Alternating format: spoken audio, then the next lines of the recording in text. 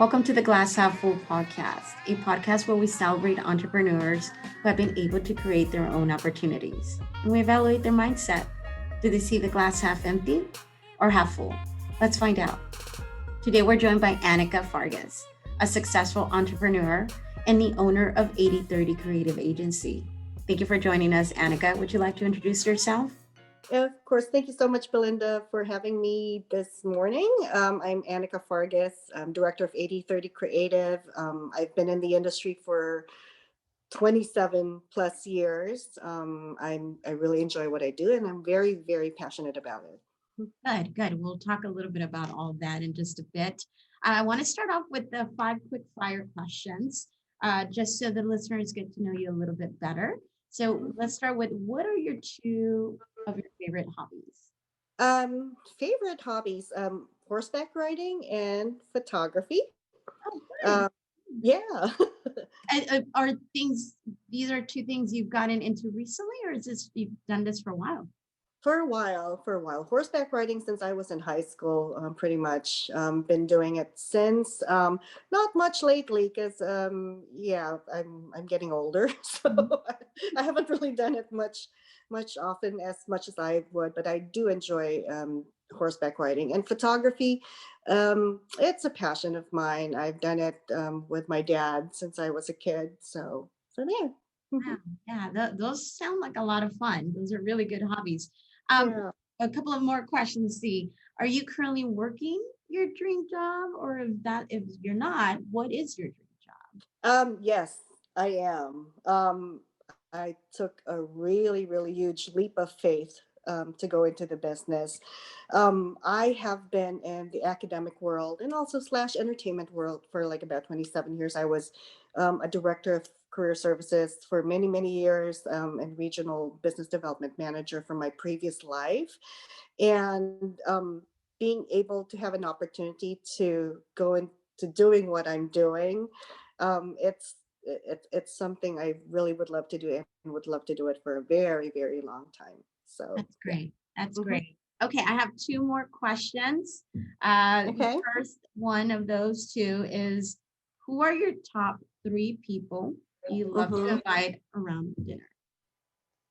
Okay. So first, without being political, first would be Barack Obama, because of his ideals. So I would really love to have a great discussion with him. Second would be Anna Winter, um, fierce British American journalist, and she's been an editor in chief of Vogue for 3 decades, Mhm. right? And so to run a successful enterprise like that for over 3 decades is truly commendable.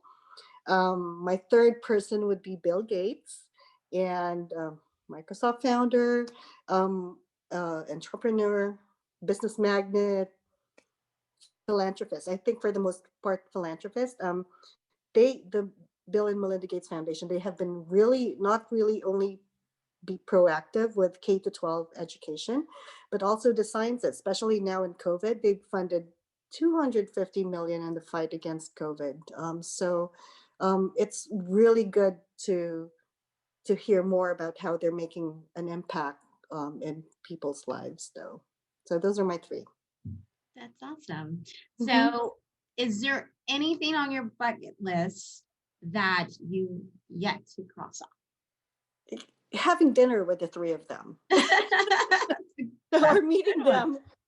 meeting them, or even just one of them. I think that would be something I would like to cross off my bucket list. That's awesome. Well, Yeah. we wish you the best on that bucket list Thank check you. off. Let's talk about what is 8030 Creative Agency? So 8030 Creative, it's a US based production company. Yeah, and we actually focus mainly on concept to post production, and also, of course, like providing top talent to the entertainment industry. So we do everything from working with skilled artists to developers to working on individuals throughout the pipeline process, building teams for the different studios, the different companies. That's our pretty much our expertise. That's great. And how did all of this start? I mean, is this a passion of yours? Is it a skill set? Where did it all start? Both. It's a passion and skill set. As I've mentioned earlier, I was a director of career services for many, many years in my previous life, and also a regional business development manager. And having those two skill sets really, really helped me in working on the business, because not only am I able to develop artists and prepare them for the industry, but also be able to provide top talent to the companies that I work with. That's great. Mhm.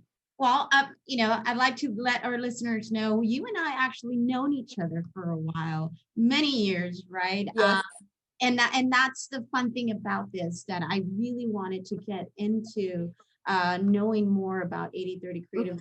I remember, you trusting in me and telling me when you first wanted to start it, but I Mhm. have not, been in contact this whole time. How did Mhm. it start? Was it a passion of yours? You did mention you are your dream job. So Yes. it is a passion of yours, or is it part of your skill set? Go ahead and Mhm. let us know about that. Yeah, it's both actually, and I'm glad you asked that question. Being a director of career services, and also being a director of career services, I have worked with so many students, so many alumni, talented individuals, and being able to be a part of their development, their career development, that was really good. I was an integral part of it, walking them through, like, creating a resume, portfolio building, and being able um, to help them land that opportunity that they really want. Another part is that the regional business development manager, that's constant communication with clients, may it be existing clients or even future clients. So having those two skill sets, being able to do it for many, many years, that really, really helped a lot with me creating the business.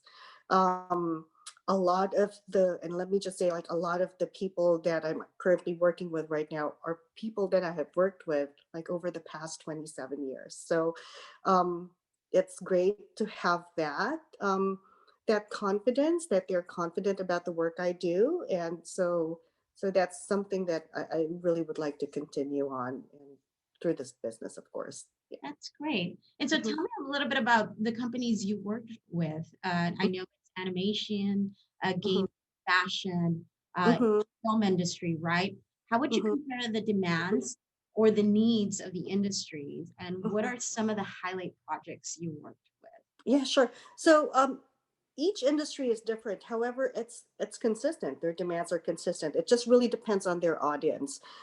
Going into like the fashion industry, I mean, of course, that's like on a regular thing. May you be working with like illustration stuff, or like if you're working through fashion week or something like that. It's a different set of audience for each industry. So as the demand is there, especially now with COVID. um, a lot of them are transferring over to more on, how would I say it, more online, and it's connecting a lot of people more than ever that you're not even able to connect with. So yes, my answer there is yes, the demand is there. Projects that our artists have worked with, they've worked with Spider-Man 3, Spider-Man Homecoming, X-Men Apocalypse, uh, Avatar, The Last Airbender. We've worked with Cartoon Network, Nickelodeon, Sony, Electronic Arts, Activision, and also like we've also partnered for like larger projects. We've partnered with a studio in Japan and also in Budapest as well. Wow, that's Yeah. impressive.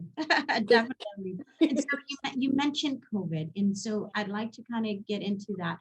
How Sure. has it been, to run an agency during COVID? Have you been It's affected at all? Talk about that. Yes, yes.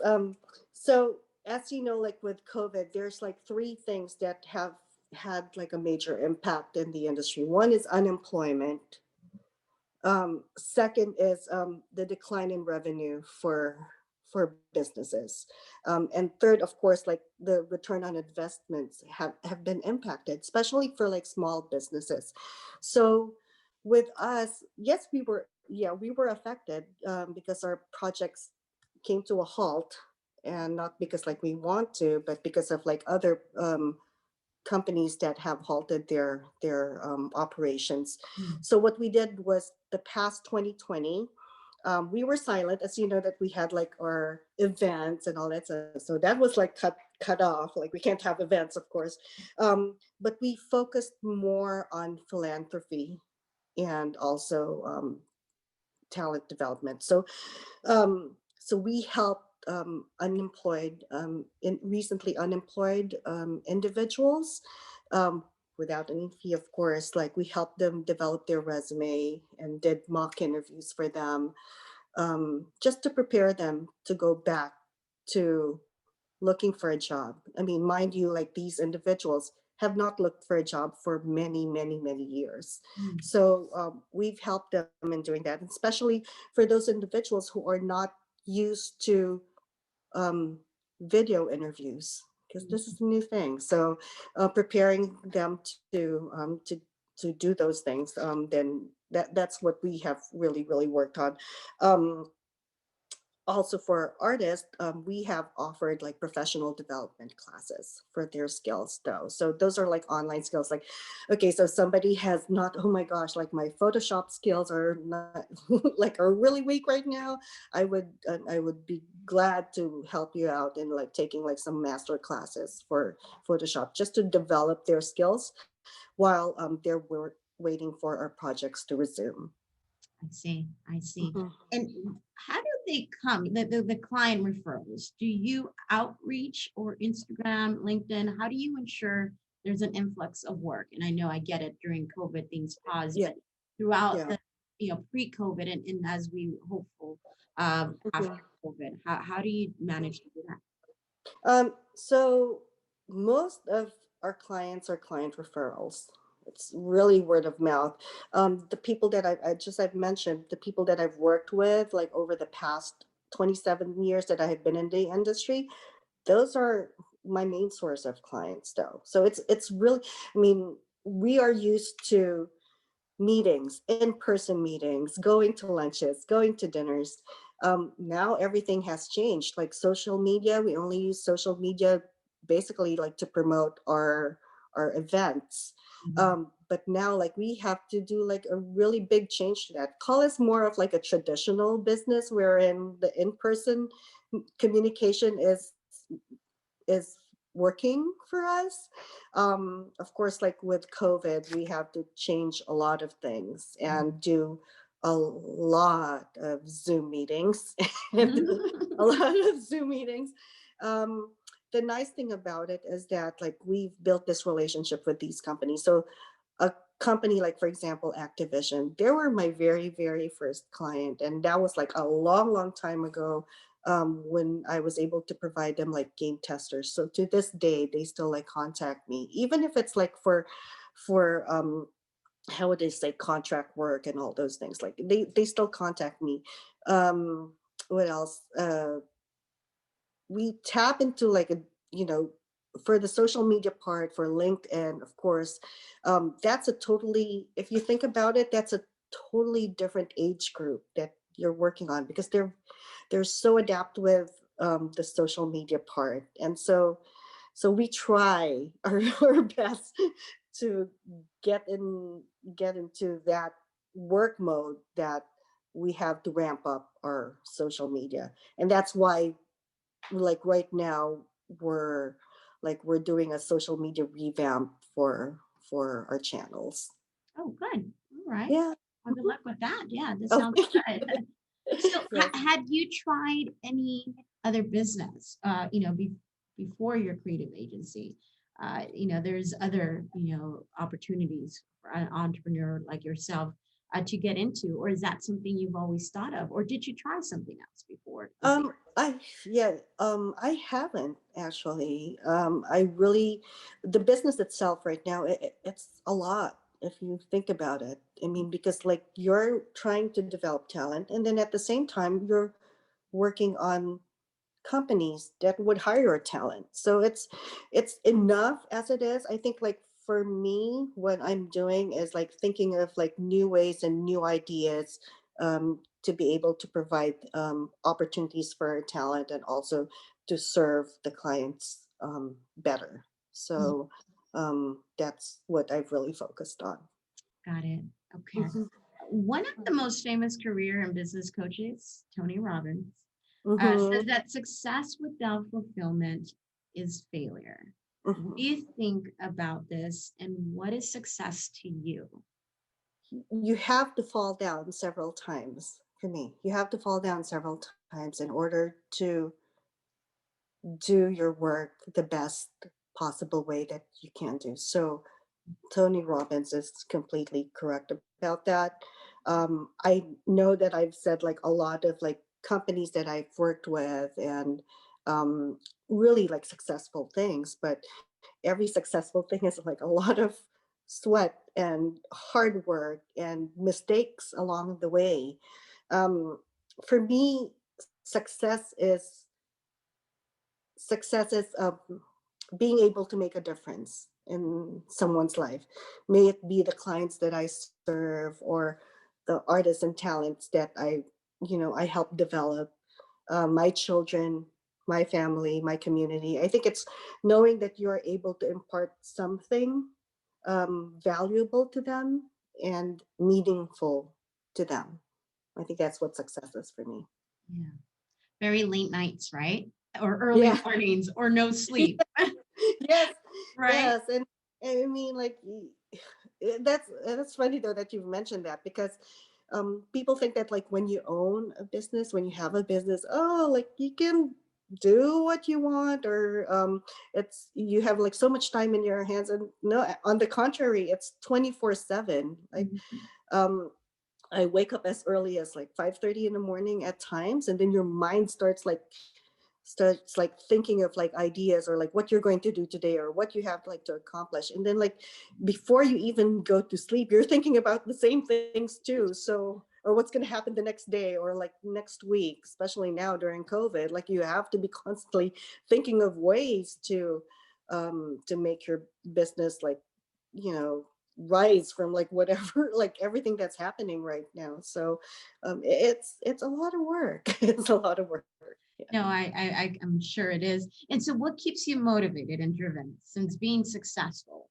Many people swear by a morning routine. Do you have one?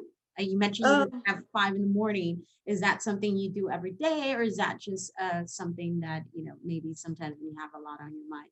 But the routine, I've heard of many successful people follow mhm, this specific routine every morning. mhm. I'll be honest with you. I do not have a specific routine. So Yeah, please share yours. Maybe I can, go with that one to start off yeah. with. It's not really like a specific like routine or something. Sometimes I deviate from it, but I'm up early in the morning, with or without an alarm, Monday to Sunday. I guess that's it. I say my little thing, like to thank everything that's happening in my life right now. Mhm. And then I go on with my my regular stuff, checking emails, responding to emails, doing a tracking sheet, like making sure that I'm on track with everything that I do. In the evening, before I go to sleep, I do a to-do list for stuff that I need to do the following day, um, and also do my thing to thank for being thankful for what I have and what I'm about to have. So Yeah. um, those are those are the things that I do on a regular A basis. to-do list. I think that's something that maybe I can implement. And that's something probably a good advice for people, right? Mhm. Yeah. Is that, you mentioned that that's what you do at night. Is that something you do Hmm. every night? You know every how night. to start your next day? Yeah, it's every night. It's a checklist and stuff that I wasn't able to accomplish the previous day. Then it goes back on my to-do list again and have like a checklist. I think having a business like organizational skills is imperative. So I mean, you want to be able to plan what you're doing, to plan ahead. So at least like you're on track to being successful on what you do. Mm, yes. Mhm. So let's talk hypothetically, okay? Mhm. If in a world, hypothetically, if you lost your agency and you had to do it all over again, what would you do? Anything different? Thankfully I have everything in writing, so I have all my notes. No, I think it's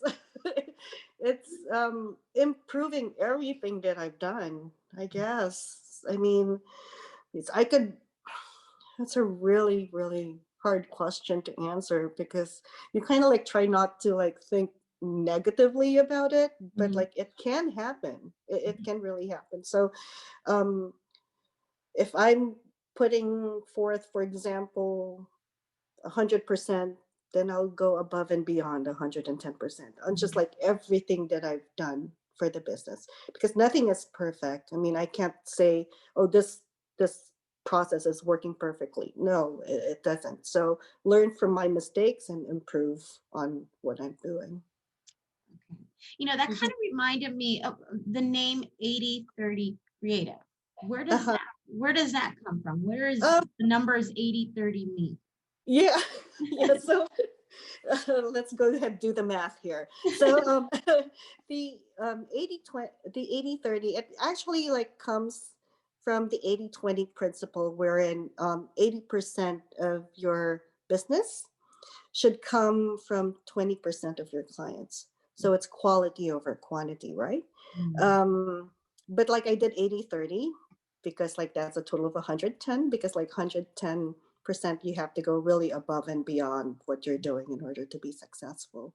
So I know cheesy as it may seem, but but that's where it came from. Mhm. I remember that when you said you would do more, right? And so that kind Right, of reminded me of the right. name. What would you tell aspiring entrepreneurs who don't know what direction to go into? As we've already mentioned, there's so many paths, right? And I asked Mhm. you, was there anything else that you've done? But you said your focus is this agency, and there's no time for anything else. But what would you tell these aspiring entrepreneurs? Mhm. I think I think mainly it's following what you're passionate about. Um, that's the key. I mean, it doesn't matter like what industry or what business you would like to get into. If you don't know or if you don't like what you're doing, then that's when you feel the pressure of the business, of running a business, right? When you're because when you're running a business, it's a 24/7 thing. So like for me, I do not mind putting all the hours because I like what I'm doing. I love what I'm doing. It doesn't become work for me, right? So regardless of like the different paths like that's available, of course, like you've mentioned, the digital marketing and all those things. Um, there's like so many things to follow in the creative industry. So what I think like what they need to do is like find what you're good at, and use the skill set to develop a business. Are you good with social media? Are you excellent in in the production aspect? Find something that you know that you can do and do it well. So I think that's what I can tell them. No, that's good. That's good.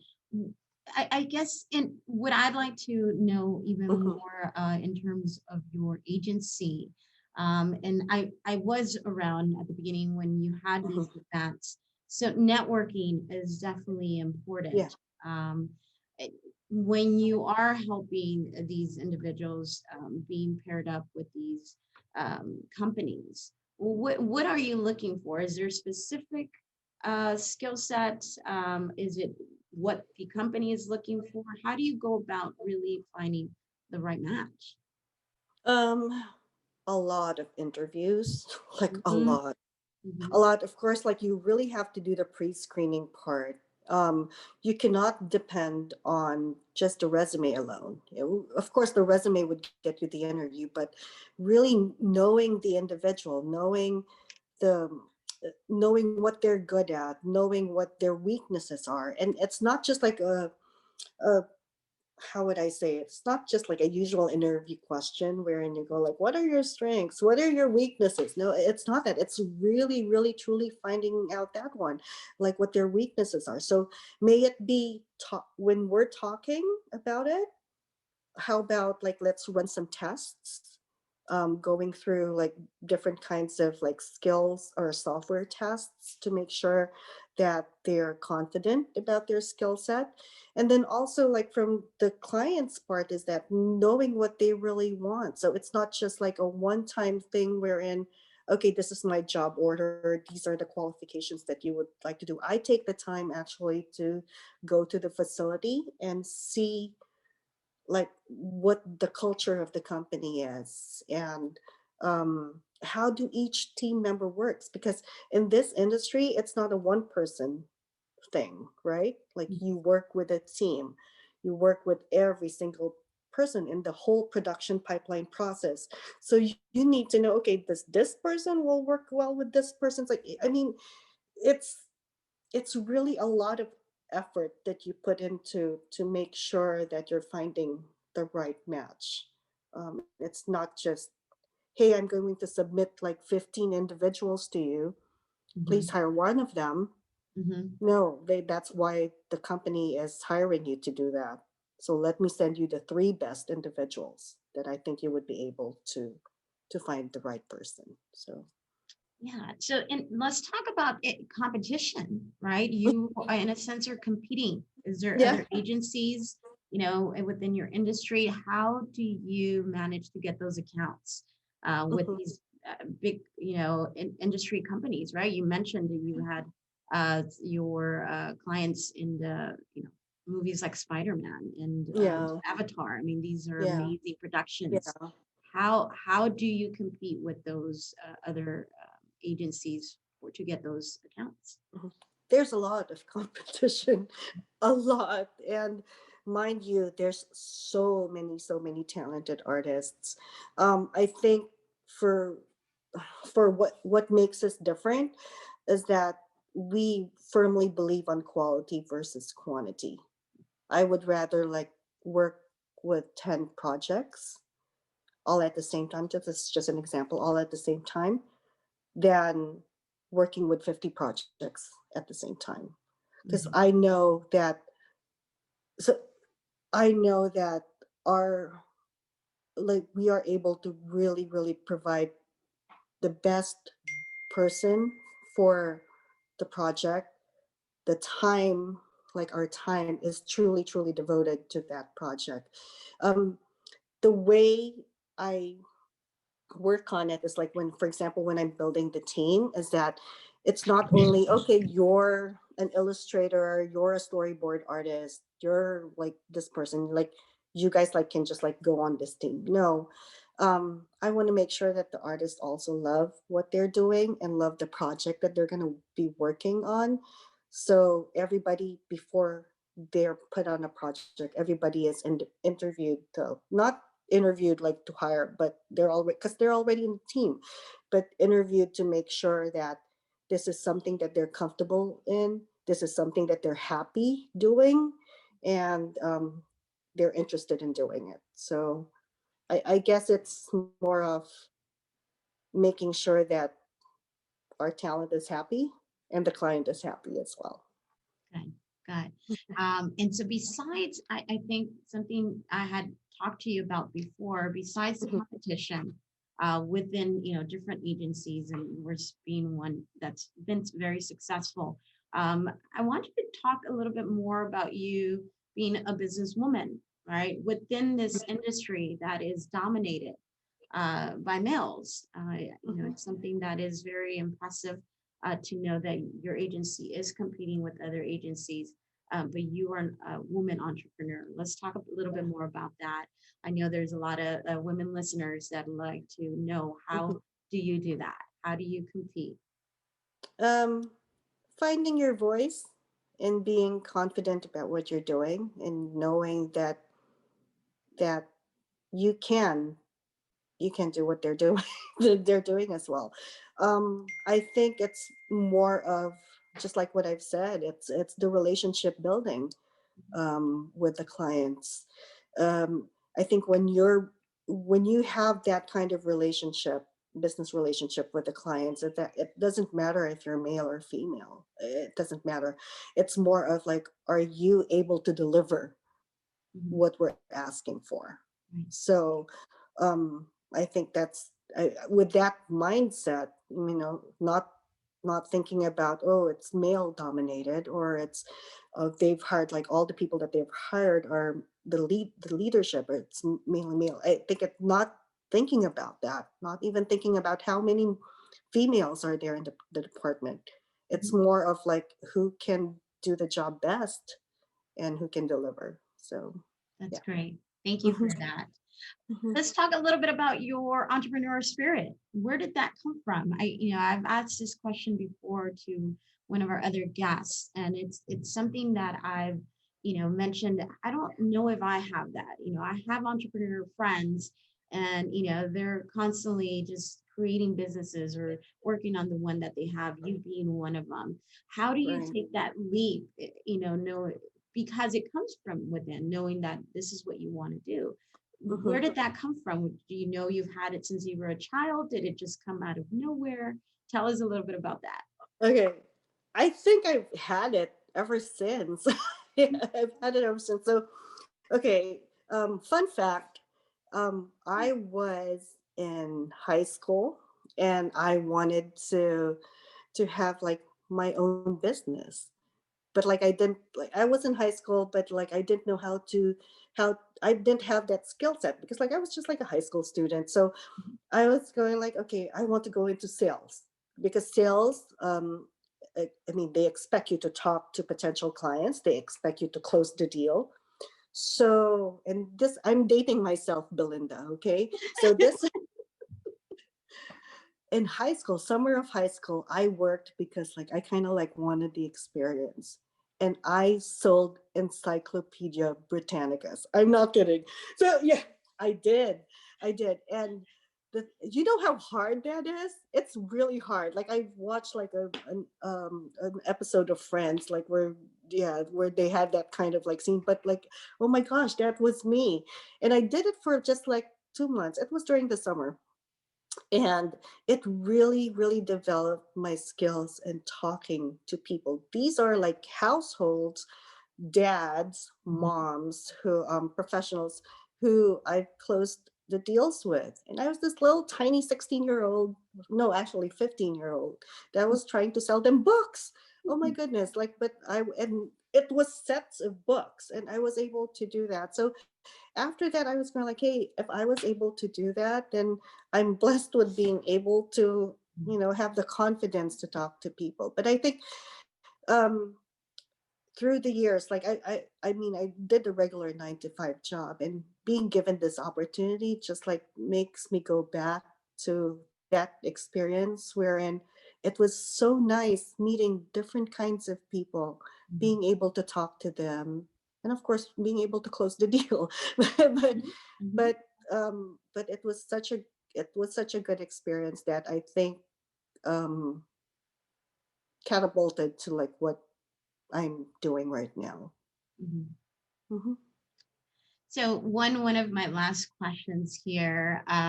What would you say is your drive to be more than mediocre? For example, for myself, I grew up bilingual. I'm wanting to learn even a third language. As I traveled to Europe, I realized I want to be one of those people that can speak different languages. I'd like to be, that. What would be your drive to be more than mediocre?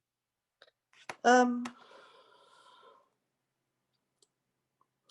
I think I think for me, my drive is um, seeing the success in the business, um, learning from my mistakes, and being able to do much better, I guess, from learn from my mistakes, do much better.